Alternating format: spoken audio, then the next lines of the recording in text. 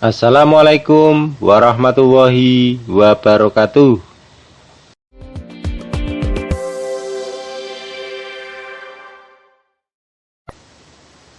Teman-teman, langsung saja. Yang pertama, kita koneksikan terlebih dahulu internetnya. Kita klik connect.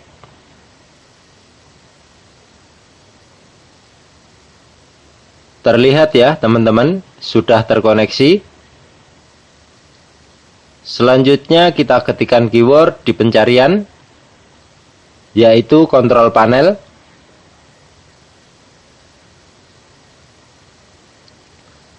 Selanjutnya kontrol panel kita klik. Selanjutnya uninstall a program kita klik. Selanjutnya Windows fitur on or off kita klik.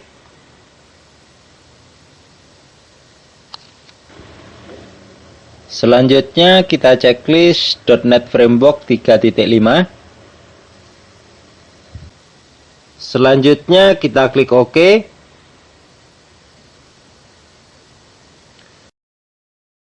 Selanjutnya let Windows Update download the file for you.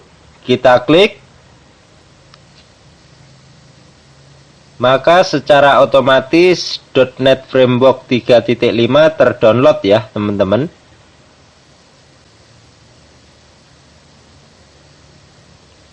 Dan secara otomatis akan diaktifkan.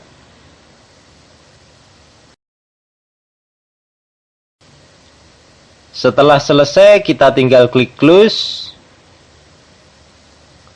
Selanjutnya kita cek ya teman-teman, apakah benar-benar sudah aktif. Caranya seperti tadi. Turn Windows fitur on or off, kita klik. Di sini terlihat ya teman-teman, .NET Framework 3.5 sudah terchecklist.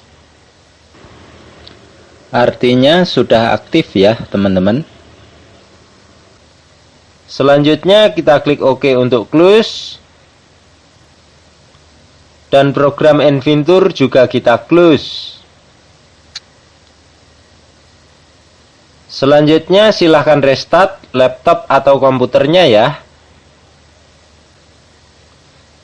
Sekian ya teman-teman, cara mengaktifkan .NET Framework 3.5 di Windows 10. Semoga bermanfaat. Akhiru kalam, wabillahi taufik wal hidayah. Wassalamualaikum warahmatullahi wabarakatuh.